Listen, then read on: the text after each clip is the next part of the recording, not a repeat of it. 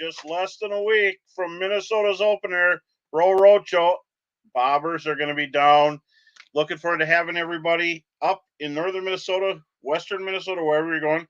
Glad to see you're here tonight. Before I get too far into this, and this is the opener day holiday of Minnesota. I know Wisconsin already had your opener. How was your opener? I bet you it was fantastic. Everything warmed up early there, so everything must be in full swing. Neil, good to have you here. All right, Wendell. So before I go too far, good to see you guys. Chesterburg Toyota. If you're in Bemidji, stop by and say hi. Go there, check out Legendary Trucks, and they got a state-of-the-art showroom. Talk to Brian and the gang, drink some coffee, have a great time there. Chesterburg Toyota, thanks for sponsoring the broadcast of the show. And then also, you named it, you get it. Go to Bemidji Sports Center and check out the side-by-sides, four-wheelers, and I mean, they got four-wheelers that are as big as side-by-sides with big tires, tractor tires. Hey, Randy, how you doing? They will set you up with a sick ride. You're going to love it. Jeff, good to see you. They have cool stuff and for hardcore ice fishing, but, four-wheeling is a big sport now. So go there, get it. I don't know what they do between stops, but I kind of have a good idea. They're probably fishing, right? And then visit Bemidji. Brady and the gang there will hook you up where to go fishing, where to stay. They have all that. Visit Bemidji for that information, and I'm sure they have ideas on where to go four-wheeling, which is becoming huge. In my neighborhood, there's four-wheelers running down the road all the time. And before I go any farther here, I want to thank you for joining. And then Sam Larsen, the man of every hat you can imagine. He won the walleye stamp and has it for sale. He's a tournament winner and also Northland product manager. Sam Larsen, come on out. Hey, bro. Hey, how do you like your intro? It's good. My dad's been calling me every week, being like, "Oh, so he's calling you this week." Yeah. I was what do you call me? You called me Pablo Picasso last week, yeah. I think. So he is the Pablo Picasso of Northland, and even if I as like one of the pros, and I help with some designs, I like disagreeing with something, and all of a sudden I go, he was right about this. This thing really does work. hey, Like there's some colors I didn't like or shapes, and they work great. I'll say a lot of times I'm just taking your ideas and making them a little prettier. So I love it, and let's keep that going. The walleye stamp, where can they get that framed version? Well, first of all, everyone should go pick up their walleye stamp when you buy your fishing license. And then so it's a $5 validation, and then for 75 cents more, the state will send you the little artwork of the actual physical stamp. And then you can buy my stamp prints at my Etsy page, S Larsen with an E art. So go check it out there. But so you're going to be signing at Timberline or something? Is that what it's going to be? I don't know. Maybe I should one of these days. But no, for sure buy your walleye stamp. And if you're interested in a print, you can check them out at my Etsy. So, well, that's awesome. Next time we have a photo shoot on a lake, don't be surprised if you get stopped in the middle of it for that. But I want to make sure everybody, I'm just curious how the Wisconsin opener go for everybody. I heard it was really good and sound like a working weekend for our producer Brooke.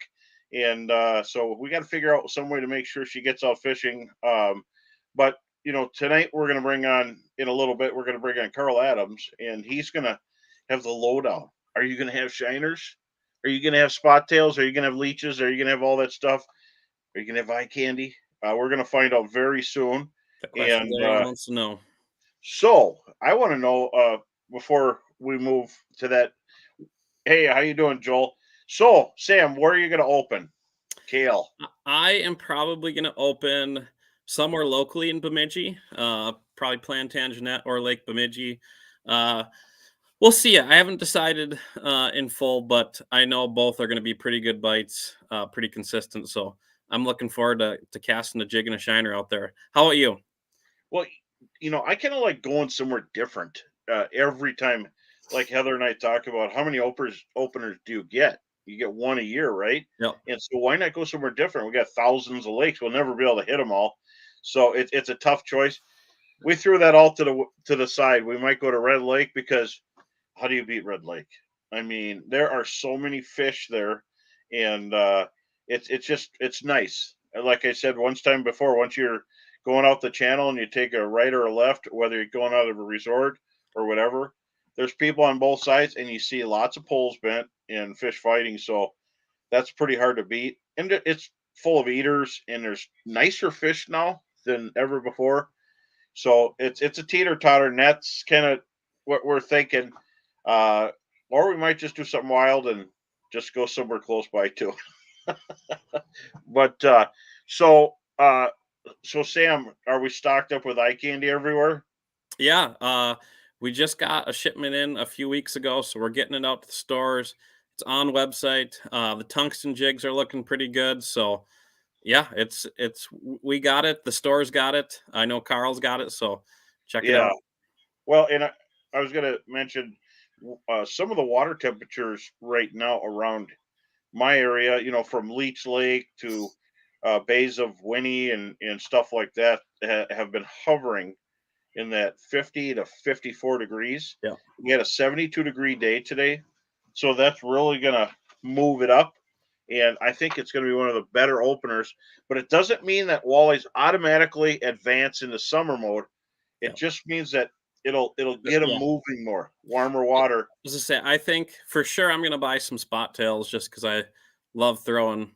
Um, but I think you're gonna have a really good chance of being able to catch them on eye candy this opener. And spot Too, tails so. are shiner if there's anybody new to fishing or new at the show. And they're almost a guaranteed bite, every single one of them. Yep. And so before we go any farther, hey Craig, good luck fishing. Prize pack. We Yes. got to tell people what they win just for being here. We got a Roadshow prize pack tonight, so you're gonna get a big Northland tackle pack. It's got some of the new stuff in there, some of the classic stuff, as well as some swag from Visit Bemidji. So make sure to like, comment, and share, and that'll get you entered in to win this week's prize pack. Last one, so. Ooh, look at all that. Man, that's a pile of stuff. That's fantastic. Well, I was trying to decide here what I'm going to start with, and I have a lot of ideas. I've been out fishing for panfish, but we'll talk about that later in the show. But I've been really loving plastics. So this is eye candy, and this is a minnow. So that tail is so soft. I think it's gonna catch a lot of fish. But you always bring spot tails. If I bring bait, I probably catch a lot of fish on this. If I don't bring bait, I'll have to switch over. But we have a question: magic depth for Saturday. Mm-hmm. What are you thinking, Sam? I think it depends where you are. But I'm definitely going to be in that probably 2 to 8 foot mark, and just kind of poking around to see where fish are going to be at. What's your thoughts? Well, I think that this particular time, I think is going to be 8 feet of water primarily, 8 to 11. Water is so clear on Leech Lake right now. It's going to Mm-hmm. make it kind of tough. As you're driving to structures, you can see them glowing in the distance. It looks oceanic. It's really, really clear. The same with Winnie. The same with Cass is super scary clear.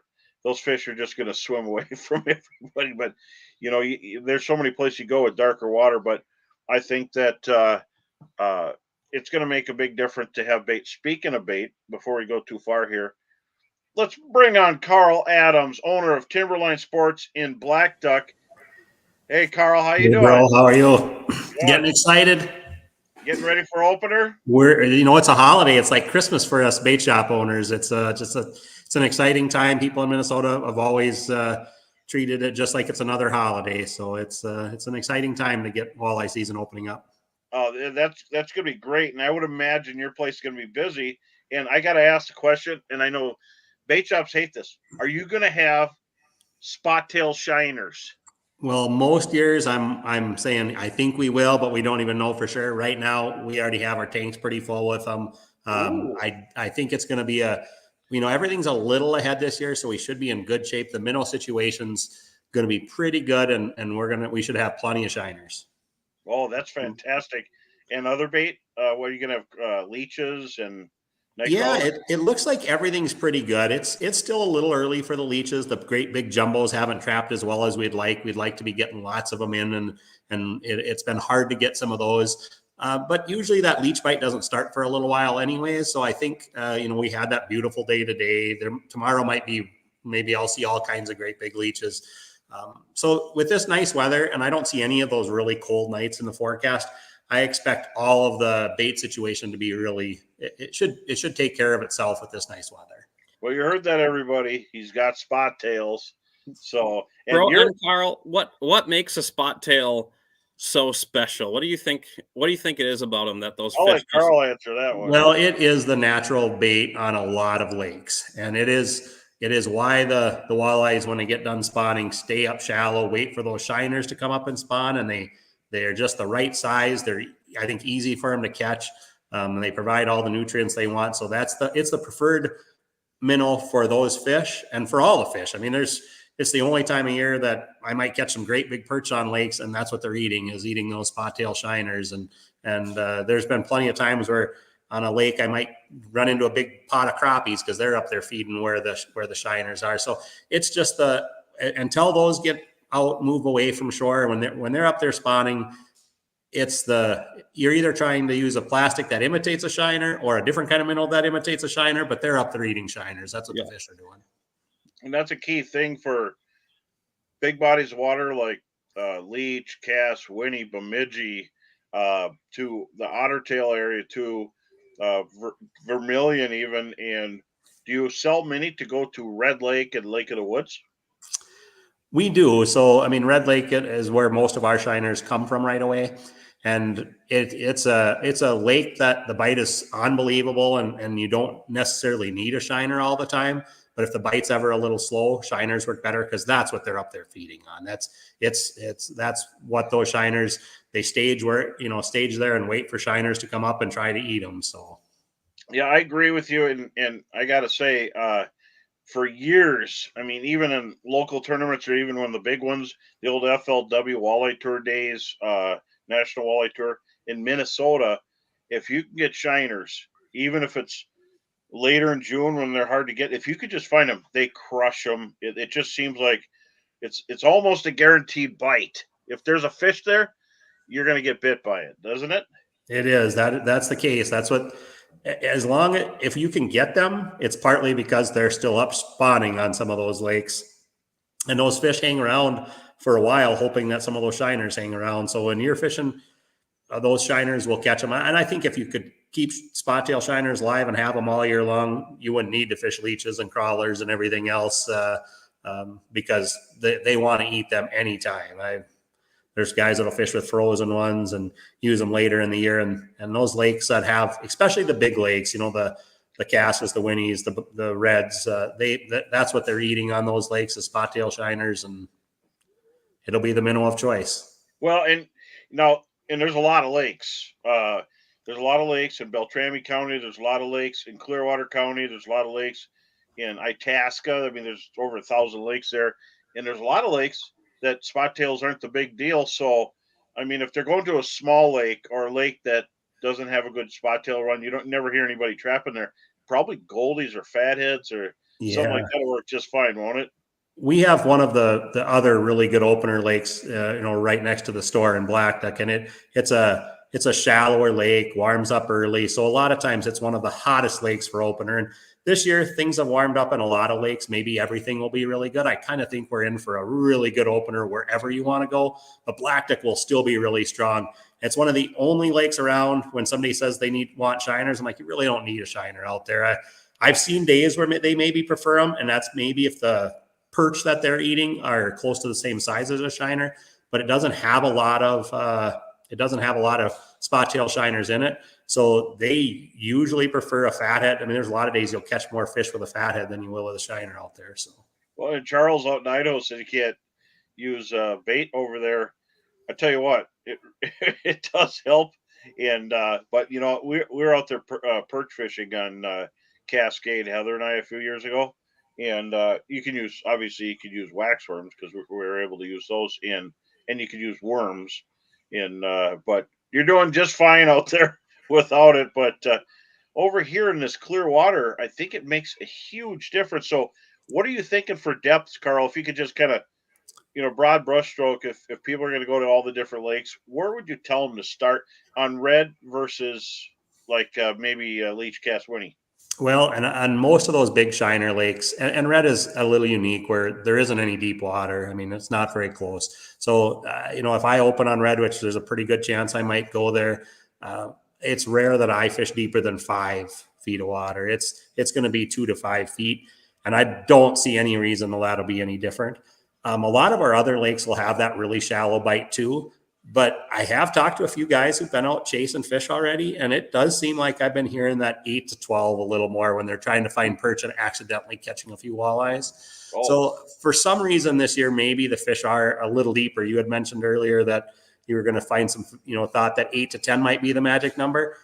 A lot of years I'm fishing like 5 to 8 on a bunch of different lakes, and just the reports I've been hearing, it looks like it might be a lake that it might be 10 to 14. It sounds like the fish are just a touch deeper than normal. Yeah, that's very interesting.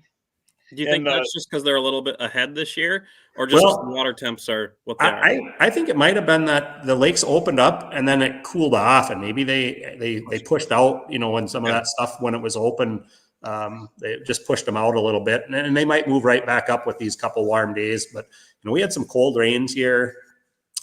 We opened up plenty earlier than we're used to, so we had an early ice out, but not an early warm up. That month of April was actually pretty cold. Yeah. We haven't had a lot of sunshine, but we're getting a little bit this week. We got maybe some more rain coming, but I don't know if it'll be as cold as that earlier stuff. The temperatures in general are going to be better now, so they might move right back up shallow. But if you don't find them in that 5 to 8 on a lot of lakes where usually I'm starting on opener, and the lakes have everybody that's been out said super clear, like Bro was talking. And if you have clear water, especially in the daytime, they might get pushed out a little deeper. Very interesting. And there was a question. Of course, they're going to ask, have the leech prices increased? Well, we'll see, because we haven't been able to get enough to know for sure how much they're going to go. And at some point, if there's a shortage, but yeah, leeches have been one of those things where the last couple of years, they haven't seemed to trap quite as well, or maybe there's more people using them. We had a lot of people bobber fishing now, forward facing sonars, creating a little bit of that, but I think there's just been a little run on people using bobbers a little more, with a lead head jig under a bobber, and it catches fish, and the bait of choice under a bobber has typically been a leech. So we'll see how keeping leeches in all year will be. That's interesting. When do you guys throw a leech early in the year? I will fish a crawler on opener, but I rarely fish a leech. Okay. I run opener. I usually wait until I think that water temp is, well, for sure up above 50, and we might get there this year on opener with the nice weather. But I usually, once it starts getting into the 50s, then I'll start making sure I bring leeches with. But I've fished a crawler when the water is really cold and had decent luck with a crawler. But a leech, they just seem to want to ball up if it gets a little too cold. Gotcha. Keep them cold or colder than the water. But I was out today, and there we had 53 or 54 degrees depending on how shallow you went, and we're out to 10 feet was 53, and then when we went up a lot shallower, it definitely got warmer. And it's just interesting because I've been on the water here now for a couple weeks, and it started warming up, and normally you get some good ice out perch, and those things, they spawn fast. A lot of them have spawned and they're gone, but the panfish are way behind, it seems, because there's nowhere for them to go. A lot of lakes don't have the weed growth, and there's no bulrushes. The bulrushes are nasty right now. There's nothing even poking up. So, sometimes we get walleyes on the edges of the hard stem rushes. Sometimes we get them in weeds. But I think definitely what I've seen, anytime you get near hard bottom, you start seeing on side imaging, you don't see the little perch. You see the bigger signature. So you don't even need to cast because you know what they are. Carl, the crappies have been a hot topic on red this winter. Is anyone getting after them in the open water yet? There has been a few. It hasn't been an easy, and part of that's been the weather we've had. I do think that population, even last summer, there was quite a few limits getting caught. If you landed on them, crappies are schooled up really tight. So especially right around Memorial Day when they were starting to get into that spawning thing, we saw a lot of people catch limits of crappies. I do think even last year on my first trips up there, I think it seemed like we got random ones all the time, that they were kind of spread out before that spawn. But that population is a lot better than it had been for a long time, and they're really nice crappies, and it's going to be a bonus fish that you're going to see a lot of people get to put in the boat this summer too. So you'll catch them mixed in with when you're going up for walleyes. You will. I think they don't. You won't have a crazy number right away until they start staging where they're all together spawning. But I think last year it seemed like I found one or two crappies all the time in just random spots. So we'll see a few more crappies this year. And there's been a few people have found them already. 4-foot facing sonar is how people found them in the winter, and now they're trying to do it in the summer. Yeah. And we have had some people find them, but we've had a lot of people that are really good fishermen go up there, and you can't always find them either. I've heard it's been a little bit more of a challenge in the open water. That's why I was kind of curious if you'd run into them by happenstance while catching some walleyes. So, yeah. Well, yeah. When I was up at Red last week just to look around for them, and out in the crappie areas were mostly sheephead, and they weren't biting. But there you can see the big sheephead, and they show up perfect on Humminbird side imaging. And then the crappies were in the same area, but there's like one here, one there, and they're up on the bank. And I talked to one person who got a few, but he had to cover a lot of water, so they're kind of scattered. But when they do get to where they're going, that is quite a population, and sky's the limit for size. I mean, you could catch. How big do they get, Carl? We'll let you, because you're close to all these lakes. You weighed them. How big do they get? And I've never seen a huge one. I've heard of some 3-pounders. They seem to, in the old crappie days when there was lots and lots of them, there was lots and lots of 2 pounds, 2 1s, 2 2s, which are a monster crappie. But those ones that were much beyond that, there wasn't very many of them that ever got caught on any lake. We see some monsters out of Black Duck, stuff that gets in that 2.5 pound range. But that's about as big as you see off of almost any of our lakes. We'll see some of that stuff that's hit that. And I know there were some 3-pounders caught on Red, but I never got to actually put my hands on anything that big. Oh, that's gigantic. A 2-pounder's a monster anywhere you go. Yeah. And we just had some questions here. Someone wanted to know, if not bottom bouncing, do you prefer to use a slip sinker? I think all of us use bullet sinkers primarily, don't we? Pretty much on our clear water, I think that's what we're all running. Once you get to lakes like Red, there'll be plenty of people, and you don't need to run a bottom bouncer when you're trolling through 5 foot of water. But when June 1st comes, if you want to, you'll catch plenty of fish on Red. Red's fish aren't spooked by anything. Our fish locally, I think, get spooked by a little extra stuff. If you can go down to a downsize to a bullet sinker, I think our local lakes we're better off. That's great advice. And all you got to do is get down there. You don't have to make a mark in the sand. You don't have to touch the sand. All you got to do is get down there. And Red Lake has bog stained water. That's one of the reasons I like it. There's a lot of clear waters, and the difficulty level goes up quite a bit. So one thing, and then they were asking, what's a good crawler rig? What if you're going to use a crawler, Carl? How are you going to use it? I do like crawlers, so I use them on a lot of things. So I actually take just a Northland gumball jig, or just a long shanked Northland, and put a 3/4 of a crawler on that, and I'll pitch that on fish a lot. I run a plain hook and on a Lindy rig snell, just a plain hook, blow it up and run that anytime fish are finicky. And there's times where fish aren't finicky and I want to cover water, and maybe I'm on a lake like Winnie and I might run a bottom bouncer and just kind of cruise, going a little faster, making sure I'm touching bottom all the time, and run a gold spinner or something like that on a lake like that. So I'll use a crawler in a lot of different techniques and catch fish with it. And nowadays you don't even always need a crawler because that new eye candy works really well. You can use that too. So that It was, does, and this is my crawler rig here. I have a deep V spin, and that willow leaf blade is nice. And this little tiny barb here holds a chunk on there, and that's something I've used on a lot of the lakes up there. But if I was going to go there, I definitely would do that. And if you're going to Lake of the Woods, you just go bigger. you know, that's like I mentioned one time before. Lake of the Woods is the dream place to go opener day, and the Gap is the best spot you'll ever go. But at 9:01, you might get swamped by all the boats coming through. So, not my dream place anymore. But if you go out on the lake, you're fine. But that Gap in the morning, get up early, get out there at 5. But that's what I would use there. And but yeah, Carl has eye candy. Everybody, I seen the stack there, and it's looking ready to go. Do you guys going back to the crawlers a little bit? Do you guys ever fish crawlers on a bobber? yeah, I think we all do now. There's a lot of days when they do like crawlers over leeches. So one of my favorite times when I first ran a bobber before the days of forward facing sonar.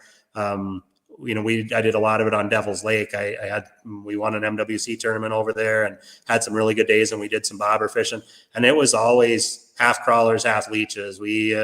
We'd put a crawler on one too, and I didn't think a lot of other people were doing it at that time. But you put a crawler you can put a 3/4 of a crawler or something like that on a jig underneath a bobber, and there's a lot of times that's the fish that they give off a scent that they don't wiggle the same as a leech, and there's days they prefer one over the other. Yeah. But when we would run 2 lines per guy over there, we would try to make sure we had some of each on, and if one was working better, then you switch to 3 of that, and one of the if the crawlers were working better, you'd go to 3 of them, and if the leeches were working better, you'd go to 3 of them. But you start with 2 of each and see which one they preferred. Let the fish tell you.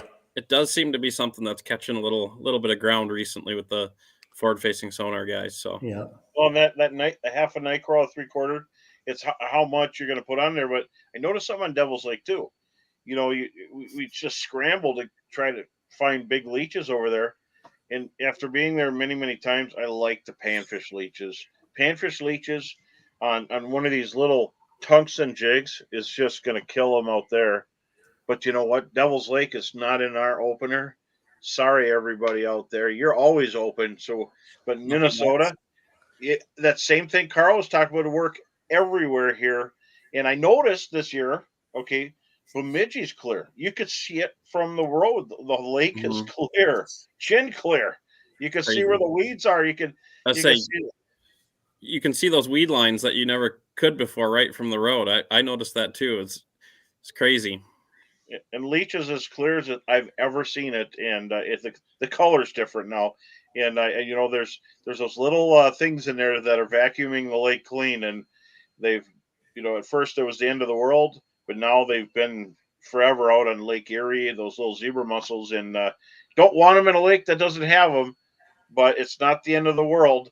Just you got to cast a little farther. That's the game of the game, and that's why bobbers work. And when I was at Carl's shop, I noticed he had plenty of light bite bobbers, and that's when I used because it has the brass grommet. So my finger is all full of stuff, but that is only a knot. You don't need a bead with that one, and that's what I think is very handy for people, and they don't have to mess around. Bro, what size bobber was that? We get a ton of questions at work. I know it looked like a 5. This is a 1-inch. Yep. Bobber, and this is the number 5. Yeah, LBS 5. I think that's probably the most common size. You want this because walleyes don't, even the smallest or biggest, they don't have, it's down. They're just going to take it down.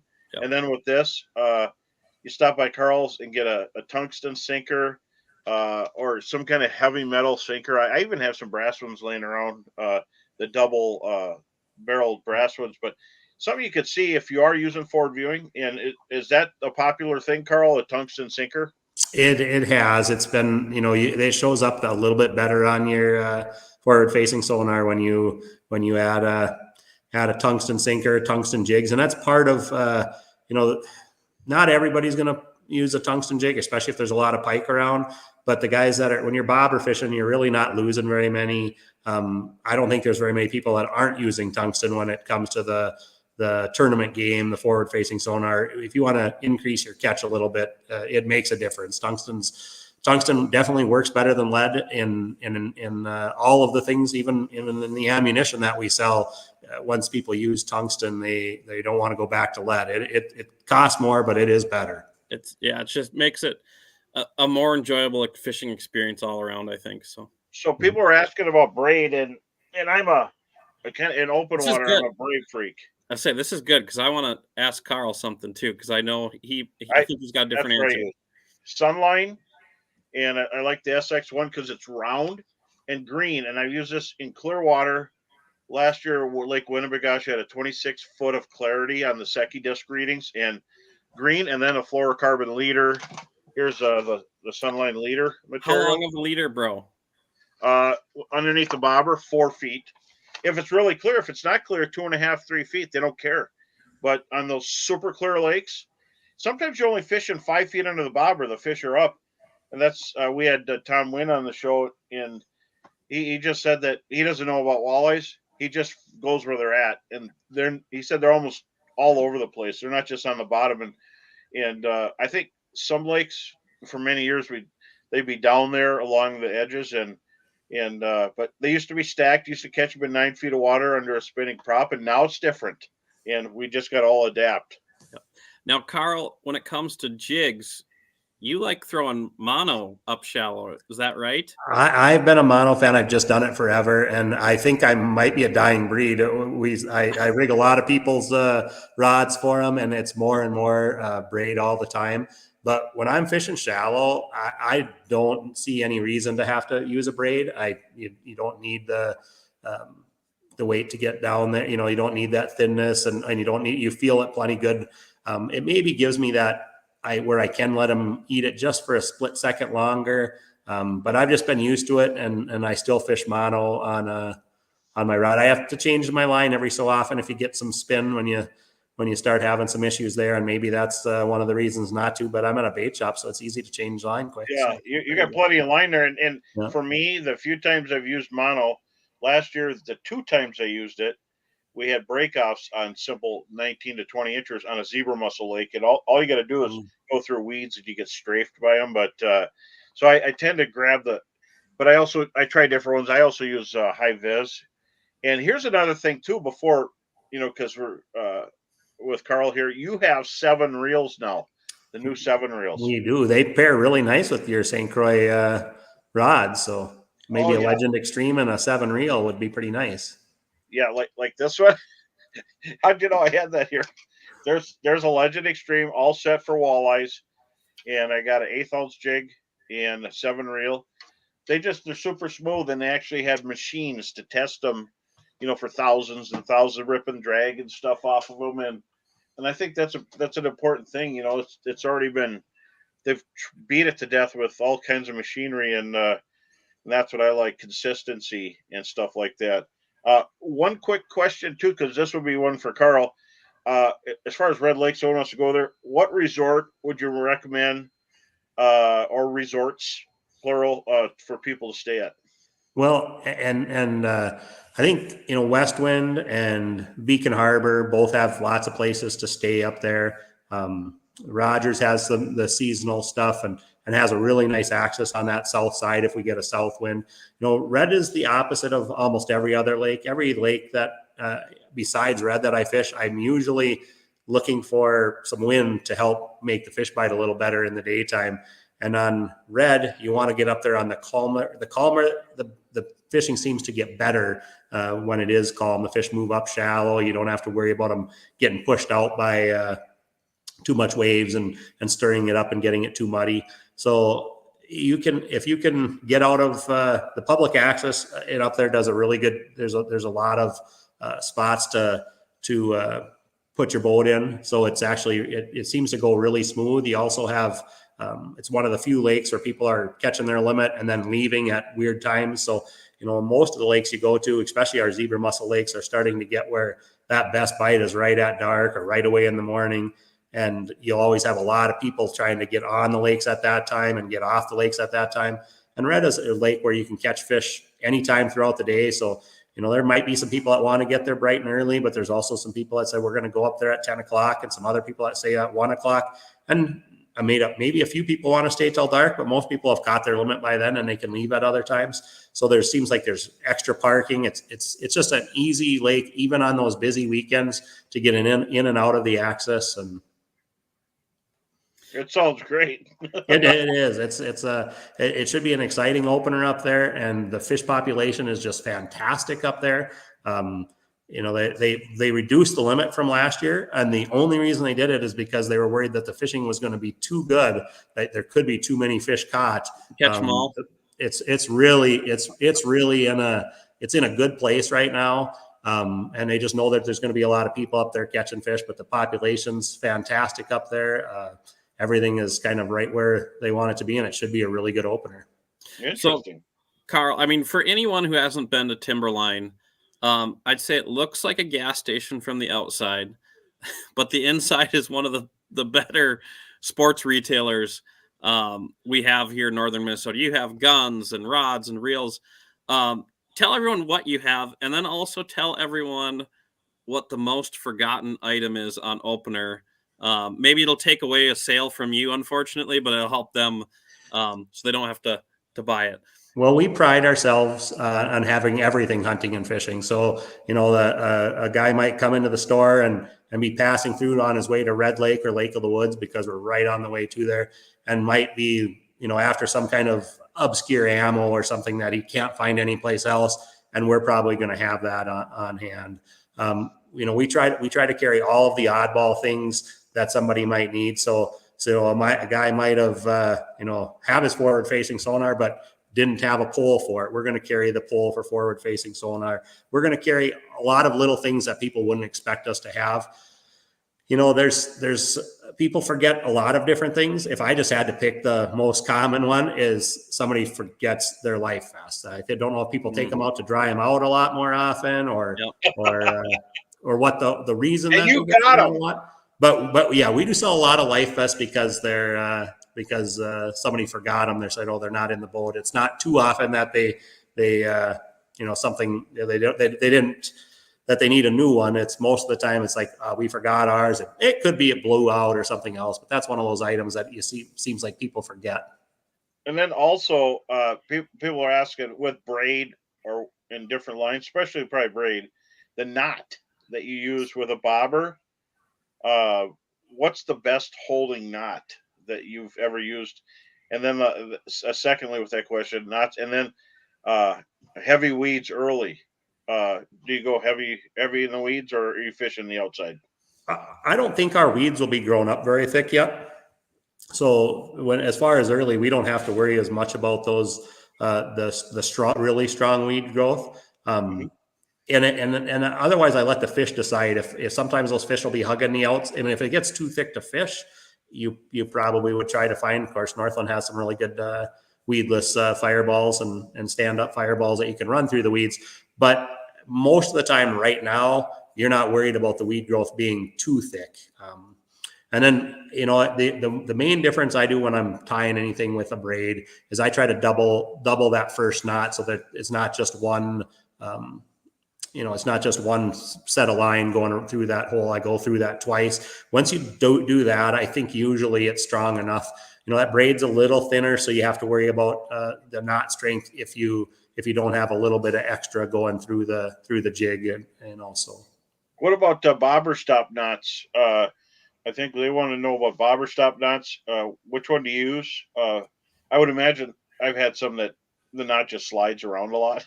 Yeah. Well, I just use Northland stuff no matter what, because it always works really well. But it's I do double up my bobber stops all the time.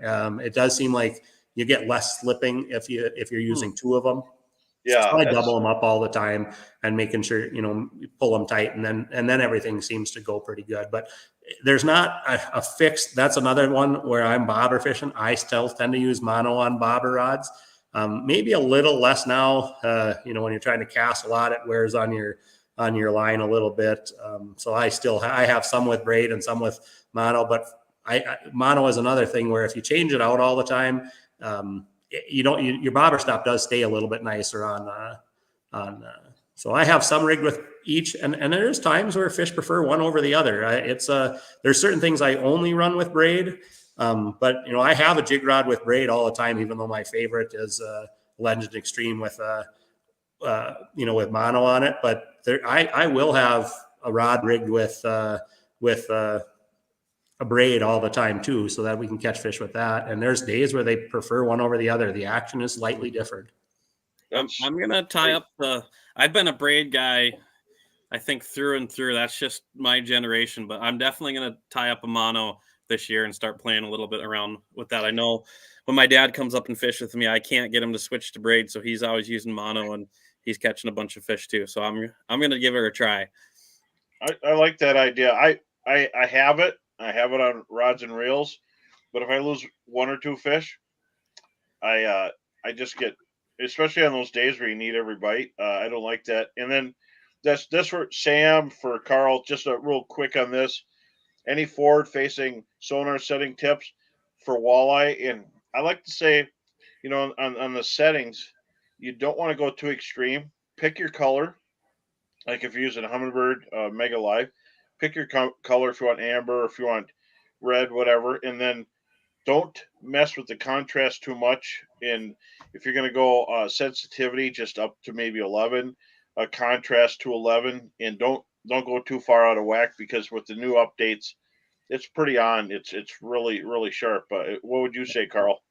I think part of it is that you get used to one setting on there, so you can read things and tell that difference. So you sometimes get guys that haven't fished a lot and they think that the setting isn't quite right, and they're not getting as good a reading as they think that they should. But part of that's just getting to learn to read the setting. So if you can get it, play with it a little bit to see what one you like the best.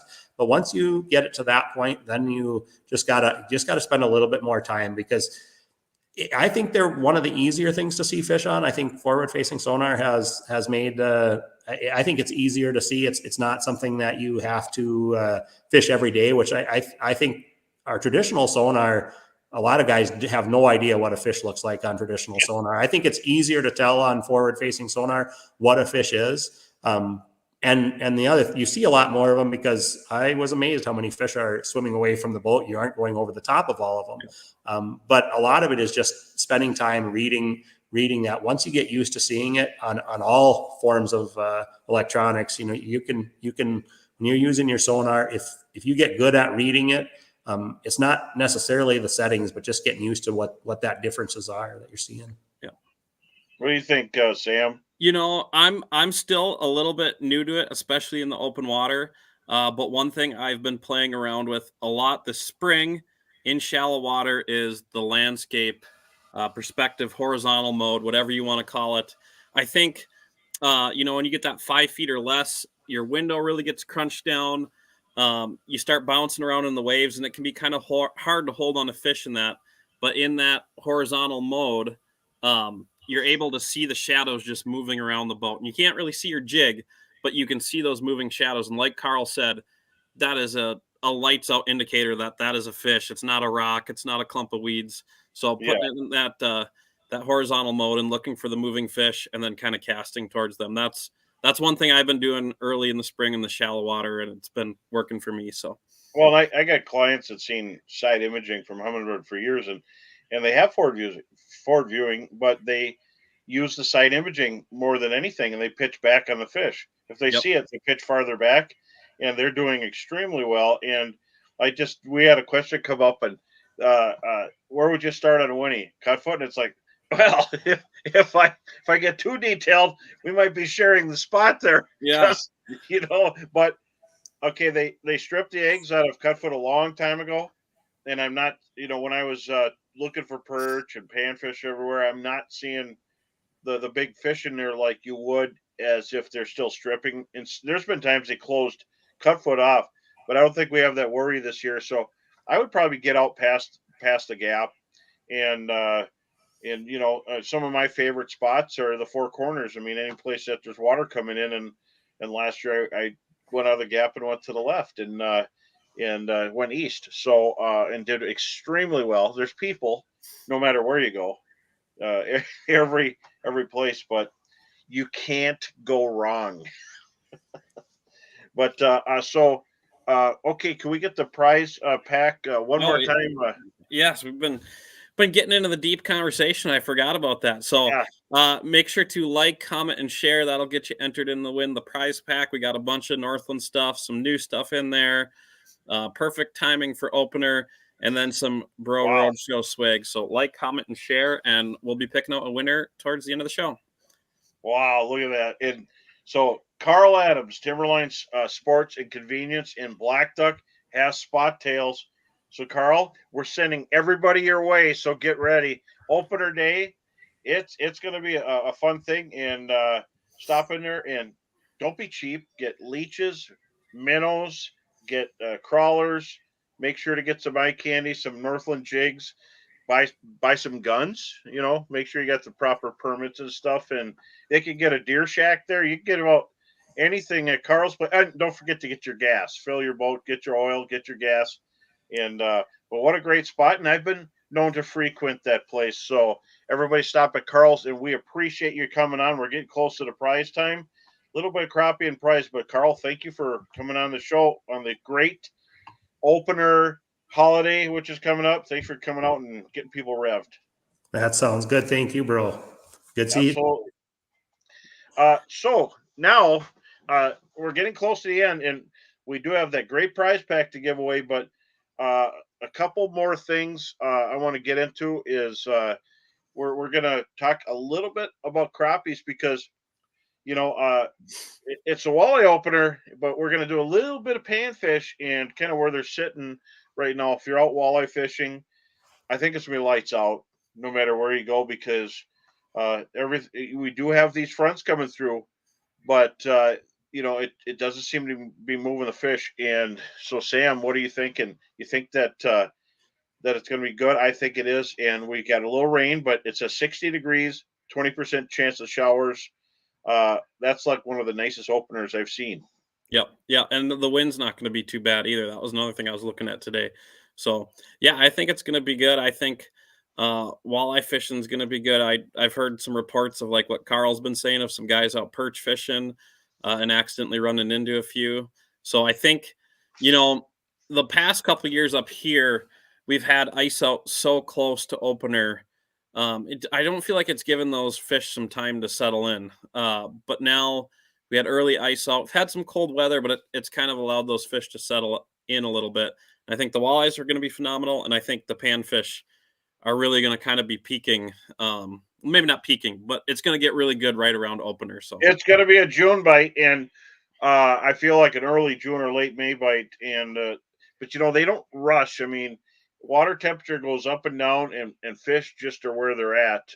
But I know on the spawn they can sense water temperature from a long way away, and they could the volume of current.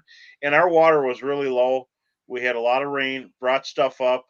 My dock, the tires were sticking out, which is not good. And now they're underwater. So things are, but you're going to find the rivers are low. And it's been a strange year. We had not much snow last year. Yep. Hey, bro. So we talked a lot about zebra mussels and the clarity, but with this lack of snow, clear ice, you've been seeing something different as far as water clarity goes. Talk to everyone a little bit about that. Well, what I've seen, and I noticed it, is there's a lot of lakes with low water. This is not from low water. This is from lack of snow. We have algae in some bodies of water, and the algae is laying across the bottom. If you look, a lot of people aren't noticing it, but instead of a sandy bottom, there's a little bit of green here and there. And it's not weeds growing. It's algae laying there, and it's washing up on the shore. And some people's drop-offs, where they launch boats or where their boat lifts are just covered in slimy algae. And hard winters and snow help us. There's a reason for it up here because it kills the algae. When water temperatures go below 39 degrees, algae dies. And so I have this feeling that we're going to see that green slime. So that's why I like using a loop knot when I'm using a tungsten jig. If you have a loop knot, the tab end of the line is facing away, so you don't drag up a bunch of slime and you know not so much swivels, but clips would grab a lot of it. So we might be thinking elevate from the bottom, but not every lake's going to have it because some of your bigger waters we opened up, then the weather changed, water temperatures dropped, lakes refroze again. And what happens there? Got below 39 again, so it killed a lot of that algae up there. So I hope the walleye spawned well. Algae doesn't do very well for eggs as they're laying there in their nests, and with vegetation and bulrushes and all that still dead. It's going to be interesting, but so there's a lot of algae, and that's from mild winter. Don't need any mild winters. If you love fishing, we like lots of snow. So some key things I'm going to have, of course, light bite bobbers, ready to throw slips in, red or glow white size 4 octopus style hooks. I am going to use a deep V flash tail. I'd like to try that with just fathead on some of our area lakes that love shiners. I think that flash tail is going to be nice, and I've seen those at Timberline Sports. Is that something you're going to do to keep that jig up a little bit higher out of the muck? Yep, I'm going to do that, and then I'm going to add, a chunk of crawler, and we don't have to use a full leech. I have a candy I give them called Leech's Pieces. I cut it into pieces and I put it on the hook. Leech's Pieces works really well, but this Flashaboo is going to be a really cool bait. And I'm already getting ready to tie this on because that moonlight, there's something about those blue little flecks in there and that glow. It works really well. And I got that with a moonlight colored head. So I think everything's set. And of course, everybody's got to love that in a shiner area. These are, it's hard to see with the reflection, but you get the idea. They look like a shiner, and this is smoke shad. So some really cool stuff. Of course, got some drop shots. Drop shots are great when it's slimy and weedy, and 8 feet would probably be the best. The weed lines, there is some stubble for cabbage and for coontail and for milfoil already, but it's not going to be super deep. 8 would be good, and I'm going to go out on a limb and predict inside of weed lines, deeper weed lines on the inside where it turns hard from the waves. And you're right, Al. I agree with you. It's going to be a fantastic opener. And then as far as pressures, there are apps now. You can get barometric pressure. You could get you can see what it is throughout the whole state. And so when I look on a weather report, if they ain't got barometric pressure, why would you get it on your phone if you fish? So make sure you get barometric pressure and moderate readings. They break it down into numbers, and 30 is really good. In barometric pressure, go below 30 and then low 29, 28, not so good. It's shuts everything down. But panfish have been good, and we got a couple pictures here before we go any farther. Here, I was just out. I took some people for some crappies. There's a guy who's got a goatee that I would have to work on to really get there, but that was really fun taking out these guys. And big crappie, big goatee, some big guys that really know how to get it done and catch some big crappies. Keith and the guys, and just a great time. Tom and Pat, we had fun catching crappies, and a lot of places it's just a little different, Sam. They're kind of, and some hogs too. That one. Yeah, you look at that thing. It's different now. I've been on different bodies of water, and some of the crappies are suspended and they're all over the place. And it's like, it's just crazy, man. Hey, Steve, good to see you. So, Sam, I want to say one thing. You really have to try different things when you're out there. If you're not getting them, change, move. Yeah. You should be catching fish. And the worst thing that can happen if you keep on changing and moving is you just kept changing and moving. But if you stay in one spot and you're not catching them, you're for sure probably not going to keep catching them. Those fish might move up, but just be trying different things. That's a huge thing of having a successful opener. So So, Sam, tell me, now you're all set and you're gone lithium. Tell people why they should think about well, lithium for as- trolling motors and don't use your electronics on your starting battery. yeah. So I think the biggest thing for me, um, lithium is the graphs, the quality they give out of your graphs, the runtime. I direct wire my forward facing sonar unit to a dedicated battery up front because I found out even with my Humminbird side imaging when I ran heavy wire with good insulation from the back of the boat that the it would my trolling motor would cause static, static in the running those wires next to each other and make my side imaging all blurry. So I love running that direct wire, and I know you got the trolling motor batteries to push around that big boat.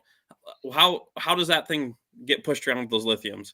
Well, now I went with Amped Outdoors, and you love Amped too. Amped, their batteries are unbelievable, and what I liked, the one thing I loved about this company when I first heard about it, is the fact that they have a great reputation and they really help you and they get great customer service. So hook that up, and then I met a fellow at the show, Connect Ease, and they all good, awesome on the app. You're gonna love it. Connectees are wires that go from your battery to your electronics, your battery to to anything, your trolling Mhm. motor. Connect Ease and look it up online. It's pure copper. It's great stuff. It's not this cheap mixed kind of metal stuff, and it's heavy gauge. They know what they're doing. The guy's a genius. Connect Ease, and it makes your whole life simple, a lot simpler when you're rigging boats. But that's a big deal. You want heavy gauge Mhm. wire. Everything's changing now, and I can't wait to do drift mode on my Minn Kota. I got a new Minn Kota, and it's a Quest, so it's got the brushless, super quiet, super torquey, super powerful, and then with lithium batteries. I might still be searching next week till now, this late at night, and never. I could just turn my motor on and go. I hear it's so powerful. It's even a mile or so faster. And the biggest thing I liked about Amped is you can go to their website, and Matt has done a ton of testing and dialing things in, and you can see how long a 32 amp hour battery is going to run your graph and what works with what. So he's got almost an overload of information on there if people are wondering about trolling motors and graphs and whatnot. So And then I get this question too, and I just had it tonight. How do you mount your graphs? I don't have a lot of room behind the windows, and there's a company that really loves designing this kind of stuff, and it's called Beat Down Outdoors. So when you catch a lots of fish in the south, they call it beat down. And so you look at Beat Down Outdoors, they have racks and things for no wiggle room where you can put two screens. Then I got this new mount up front where you could actually turn a knob and lift everything off and go. So you could take your stuff in if you're parked Mhm. in at a motel or something. So there's a lot of cool things, and this is the first time I've used them. Beat Down Outdoors, can't wait to use them, and then connect these to put everything together, all your Humminbirds. But I'm looking forward to drift mode and being able to pitch. But so before we do the giveaway, I want to say, uh, I want to thank everyone for coming, but I want to thank Chesterberg uh, Outdoors, or I mean Chesterberg Toyota, and Brian goes outdoors a lot. Chesterberg Toyota for sponsoring the on-air part of the show, and they have a great place, legendary trucks, place to fix any vehicle, and they take care of you. Stop at Chesterberg Outdoors and talk to Brian and the gang, and they'll take care of you. And then also go to Bemidji Sports Center, get something tricked, some wicked, just sick rides for four-wheeler and side-by-sides, and some big snowmobiles. And then also you want to visit Bemidji. If you're even thinking about coming up to Bemidji, visit Bemidji for check it out, place to fish, uh, places to stay, and then also where can you take a four wheeler because that's a huge thing now. No, Sam, you and I don't go running around on 4-wheelers, but there's a lot of people who do. So go to visit Bemidji. Appreciate all that. And I appreciate Brooke, our producer, Heather, creative marketing, and Sam, additional host on the show, and winner of all different types of venues, and also Picasso of the walleye stamp. So, Sam, who is the winner tonight? We have a winner. And I think he must have commented twice, maybe just once, because I saw him comment or his comment roll through right when Brooke sent me the winner. But it's going to be Andy Carr. So congratulations, Andy. Oh, all right, Andy Carr. So we'll reach out and get Congratulations. that sent out to you. Hopefully it'll arrive in time for your trip to Mille Lacs. So And everybody have a happy opener, a great opener. And the Bro Roadshow will continue we'll be doing fishing reports throughout the summer, but that's not going to be in this venue. But we'll see you again on the Bro Roadshow podcast this coming up fall, unless something else comes up. But we like to do fall and spring, open water and ice. So we'll see you this fall, somewhere around end of October, November. So thanks for joining us, and have a great Minnesota holiday, the Minnesota opener. thanks, everybody.